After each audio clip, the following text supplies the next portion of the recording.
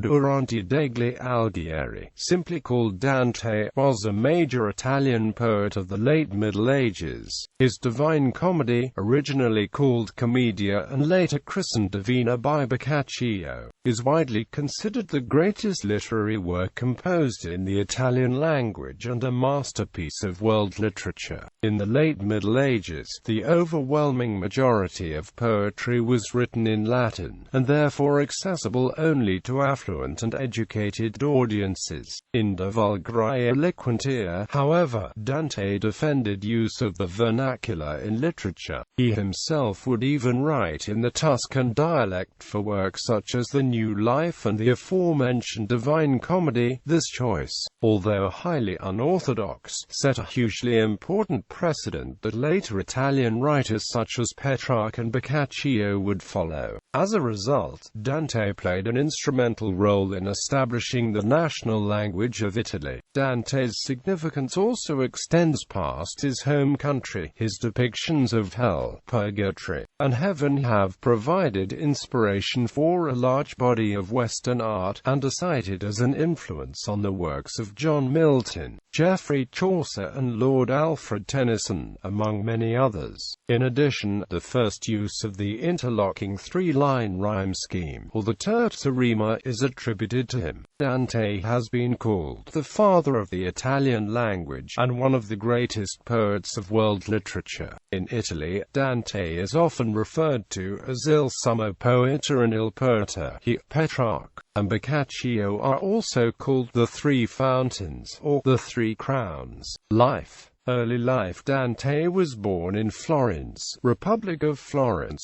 present-day Italy. The exact date of his birth is unknown, although it is generally believed to be around 1265. This can be deduced from autobiographic allusions in the Divine Comedy. Its first section, the Inferno, begins, Nel mezzo del cammin di nostra vita, implying that Dante was around 35 years old. Since the average lifespan according to the Bible is 70 years, and since his imaginary travel to the netherworld took place in 1300, he was most probably born around 1265. Some verses of the Paradiso section of the Divine Comedy also provide a possible clue that he was born under the sign of Gemini. As I revolve with the eternal twins, I saw revealed, from hills to river outlets, the threshing floor that makes us ferocious. In 1265, the sun was in Gemini between approximately May 11th and June 11th.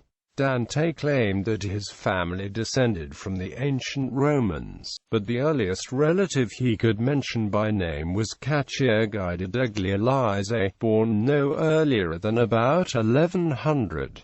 Dante's father, Alighiero or Alghiero di Bellincione, was a white Guelph who suffered no reprisals after the Ghibellines won the Battle of Monteperti in the middle of the 13th century. This suggests that Alighiero, his family, may have enjoyed some protective prestige and status, although some suggest that the politically inactive Alighiero was of such low standing that he was not considered worth exiling. Dante's family had loyalties to the Guelphs, a political alliance that supported the papacy and which was involved in complex opposition to the Ghibellines, who were backed by the Holy Roman Emperor.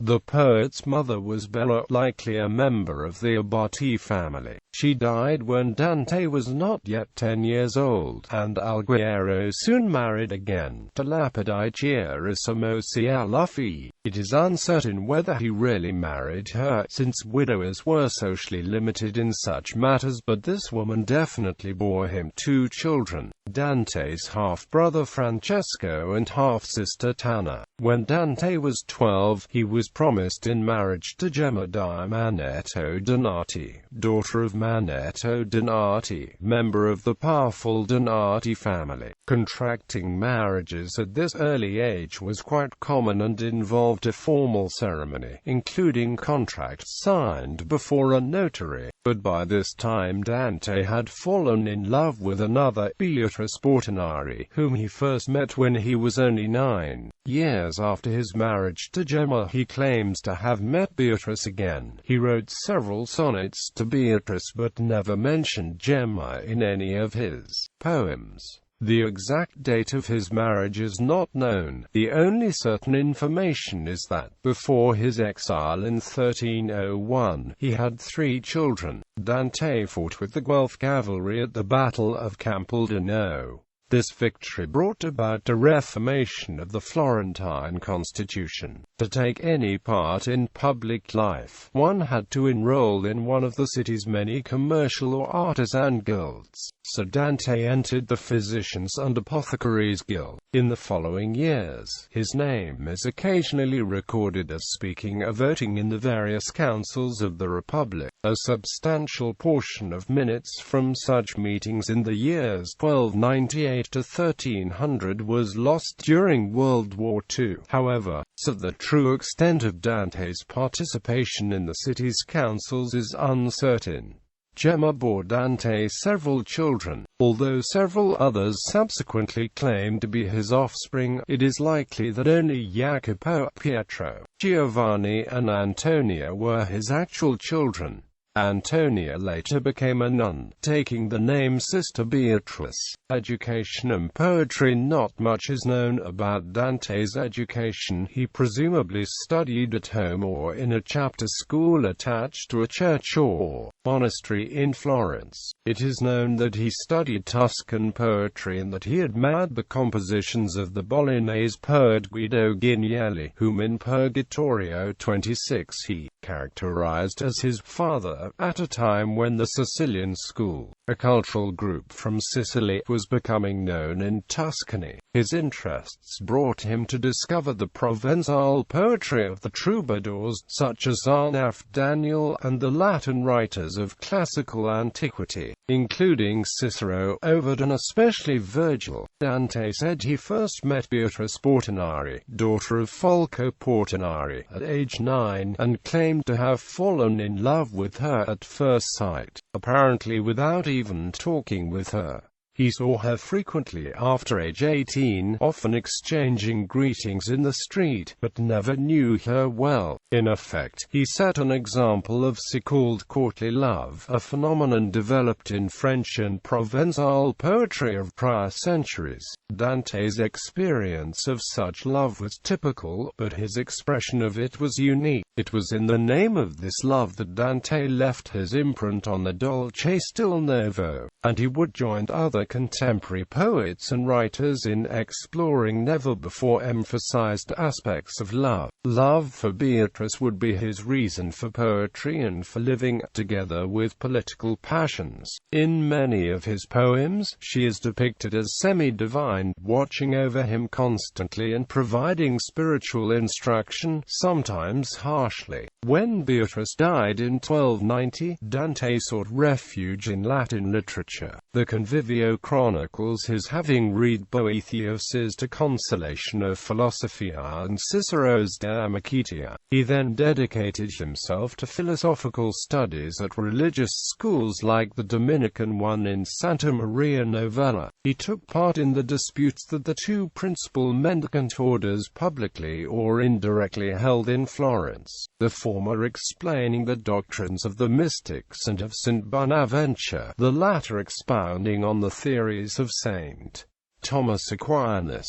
At 18, Dante met Guido Cavalcanti, Lapo Gianni, Cino da Pistoia and soon after Brunetto Latini. Together they became the leaders of the Dolce Stil Novo. Brunetto later received special mention in the Divine Comedy for what he had taught Dante. Nor speaking less on that account I go with Sir Brunetto, and I ask who are his most known and most eminent companions. Some 50 poetical commentaries by Dante are known, others being included in the later Vita Nuova and Convivio. Other studies are reported, or deduced from Vita Nuova of the Comedy, regarding painting and music, Florence and politics. Dante, like most Florentines of his day, was embroiled in the Guelph-Ghibelline conflict. He fought in the Battle of Campaldino, with the Florentine Guelphs against Arezzo Ghibellines. Then in 1294 he was among the escorts of Charles Martel of Anjou while he was in Florence.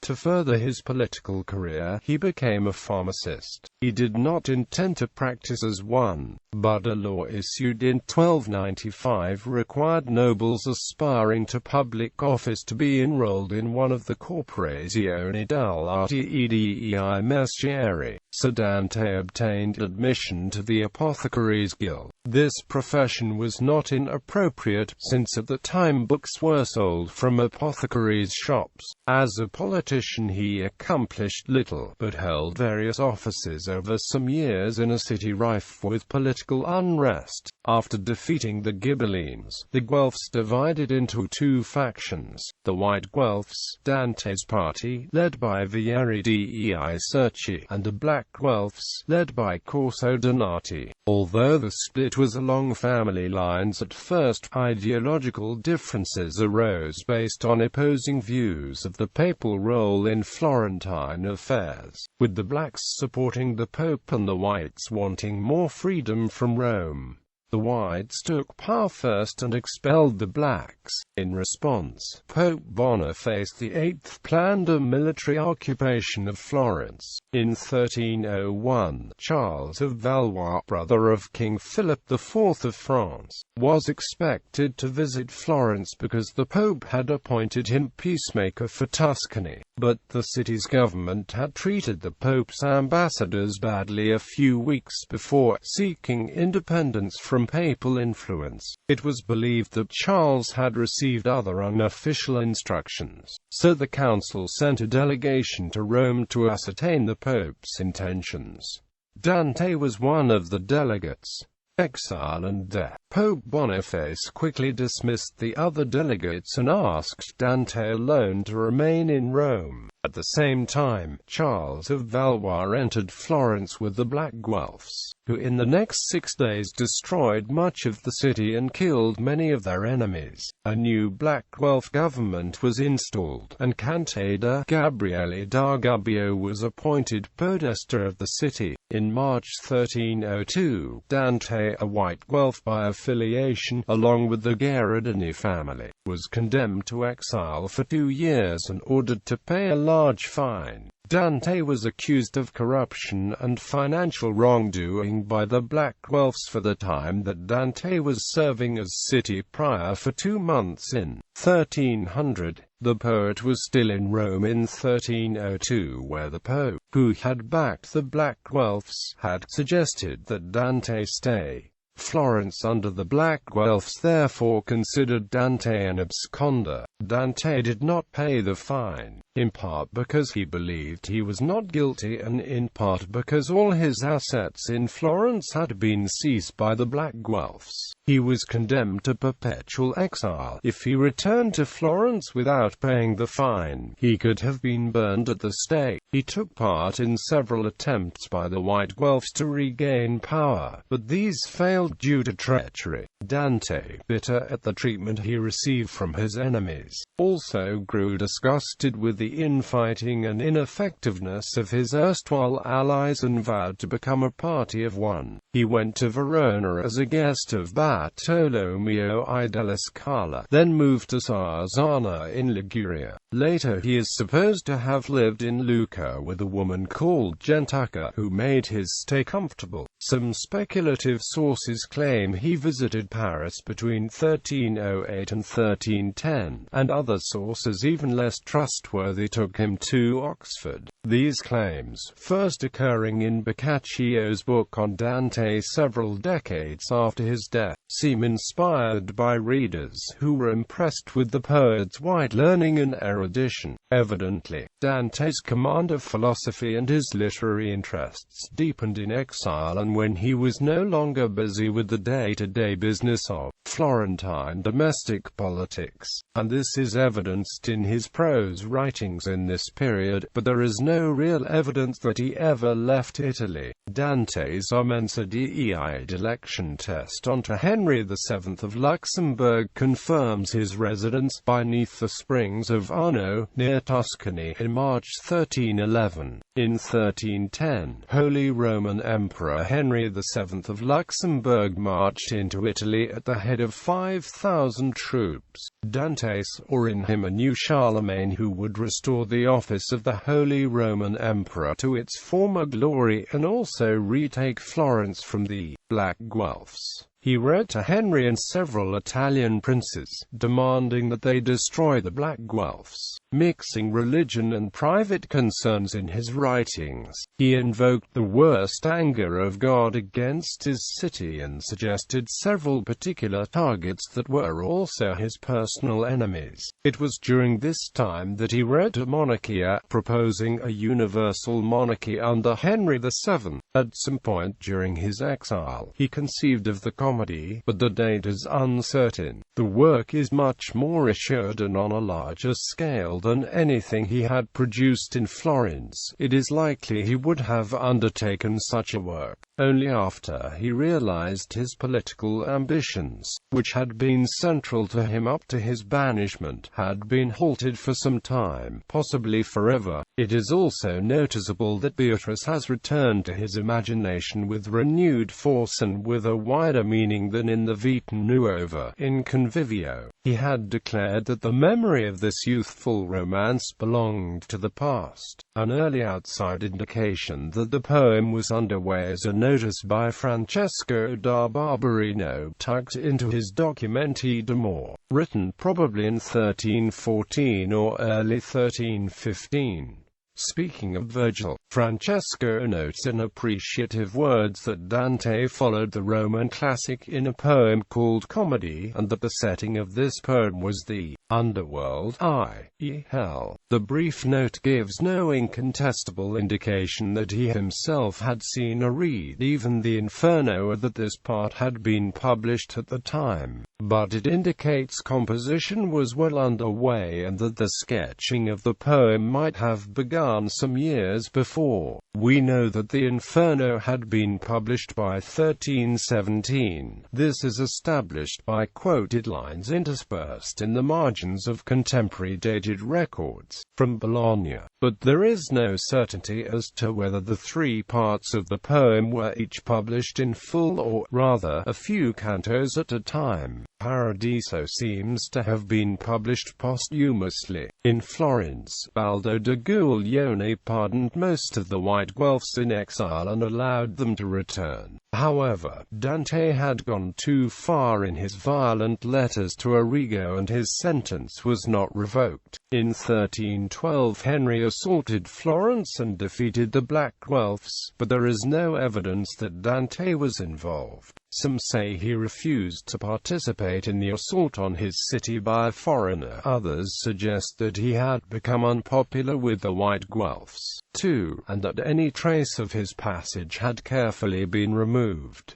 Henry VII died in 1313, and with him any hope for Dante to see Florence again. He returned to Verona, where Can Grandi della Scala allowed him to live in certain security and, presumably, in a fair degree of prosperity. Can Grande was admitted to Dante's Paradise.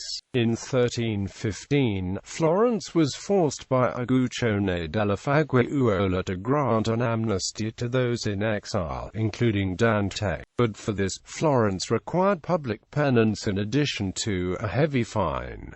Dante refused, preferring to remain in exile. When Uguccione defeated Florence, Dante's death sentence was commuted to house arrest on condition that he go to Florence to swear he would never enter the town again. He refused to go, and his death sentence was confirmed and extended to his sons. He still hoped late in life that he might be invited back to Florence on honorable terms. For Dante, exile was nearly a form of death, stripping him of much of his identity and his heritage. He addressed the pain of exile in Paradiso 17, where Cacciaguida, his great-great-grandfather, warns him what to expect. As for the hope of returning to Florence, he describes it as if he had already accepted its impossibility. Alighieri accepted Prince Guido Novello da Polenda's invitation to Ravenna in 1318. He finished Paradiso, and died in 1321 while returning to Ravenna from a diplomatic mission to Venice, possibly of malaria contracted there. He was buried in Ravenna at the church of San Pier Maggiore. Bernardo Bembo, Praetor of Venice, erected a tomb for him in 1483. On the grave, some verses of Bernardo Canaccio, a friend of Dante, dedicated to Florence, Parvi Florentia Mater Amoris, Florence, Mother of Little Love, Legacy. The first formal biography of Dante was the Vita di Dante, written after 1348 by Giovanni Boccaccio, although several statements and episodes of it have been deemed unreliable on the basis of modern research. An earlier account of Dante's life and works had been included in the Nuova Cronica of the Florentine chronicler Giovanni Vianney. Florence eventually came to regret Dante's exile, and the city made repeated requests for the return of his remains. The custodians of the body in Ravenna refused, at one point going so far as to conceal the bones in a false wall of the monastery. Nonetheless, a tomb was built for him in Florence in 1829, in the Basilica of Santa Croce. The tomb has been empty ever since, with Dante's body remaining in Ravenna, far from the land he had loved so dearly. The front of his tomb in Florence reads Honorat l'altissimo poeta, which roughly translates as Honor the most exalted poet. The phrase is a quote from the fourth canto of the Inferno, depicting Virgil's welcome as he returns among the great ancient poets spending eternity in limbo. The ensuing line, L'opera sua torna, c'era di partita, is poignantly absent from the empty tomb. On April 30, 1921, in honor of the 600th anniversary of Dante's death, Pope Benedict XV promulgated an encyclical named In Praeclara Sumorum, calling him one of the many celebrated geniuses of whom the Catholic faith can boast, and the pride and glory of humanity. In 2007, a reconstruction of Dante's face was undertaken in a collaborative project. Artists from Pisa University and engineers at the University of Bologna et Forlì constructed the model, portraying Dante's features as somewhat different from what was once thought. A celebration was held for the 750th anniversary of his birth in 2015. Works. See also works by Dante Alighieri. The Divine Comedy describes Dante's journey through hell, purgatory, and paradise. He is first guided by the Roman poet Virgil and then by Beatrice, the subject of his love, while the vision of hell, the Inferno, is vivid for most modern readers. The theological niceties presented in the other books require a certain amount of patience and knowledge to appreciate. Purgatorio is arguably the most lyrical of the three, referencing more contemporary poets and artists than Inferno. Paradiso is the most heavily theological, and the one in which many scholars have argued the Divine Comedy's most beautiful and mystic passages appear. With its seriousness of purpose, its literary stature, and the range, both stylistic and thematic, of its content, the comedy soon became a cornerstone in the evolution of Italian as an established literary language. Dante was more aware than most early Italian writers of the variety of Italian dialects and of the need to create a literature and a unified literary language beyond the limits of Latin writing at the time. In that sense, he is a forerunner of the Renaissance, with its effort to create vernacular literature in competition with earlier classical writers. Dante's in-depth knowledge of Roman antiquity, and his evident admiration for some aspects of pagan Rome, also point forward to the 15th century. Ironically, while he was widely honored in the centuries after his death, the comedy slipped out of fashion among men of letters.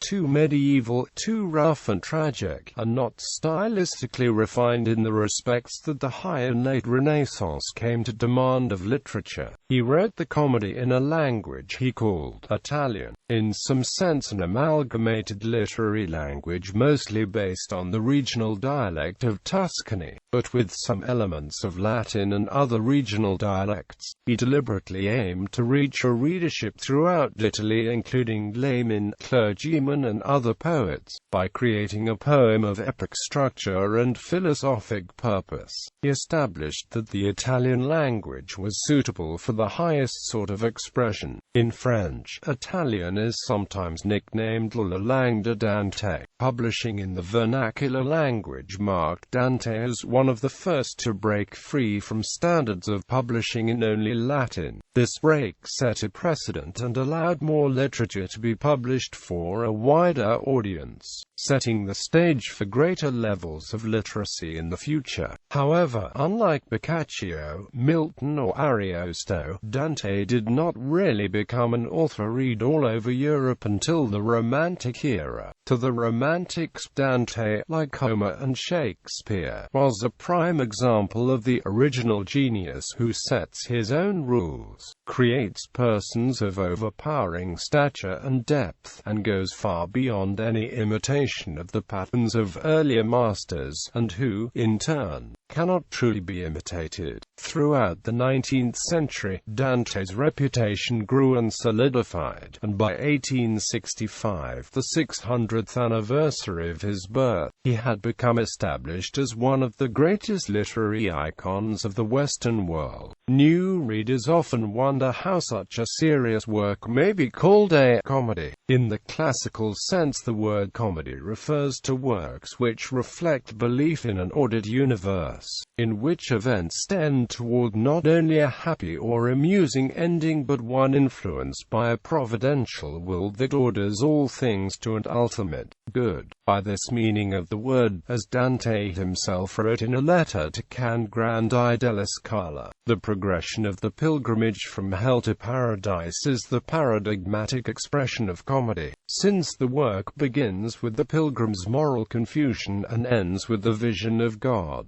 Dante's other works include Convivio, a collection of his longest poems with an allegorical commentary, Monarchia, a summary treatise of political philosophy in Latin which was condemned and burned after Dante's death by the papal legate Bertrando del Pogotto, which argues for the necessity of a universal or global monarchy in order to establish universal peace in this life, and this monarchy's relationship to the Roman Catholic Church as guide to eternal peace. De vulgari eloquentia on vernacular literature, partly inspired by the Razos de Trobar of Raymond Vidal de Bazorden, and La Vita Nuova, the story of his love for Beatrice Portinari, who also served as the ultimate symbol of salvation in the comedy. The Vita Nuova contains many of Dante's love poems in Tuscan, which was not unprecedented. The vernacular had been regularly used for lyric works before, during all the 13th century. However,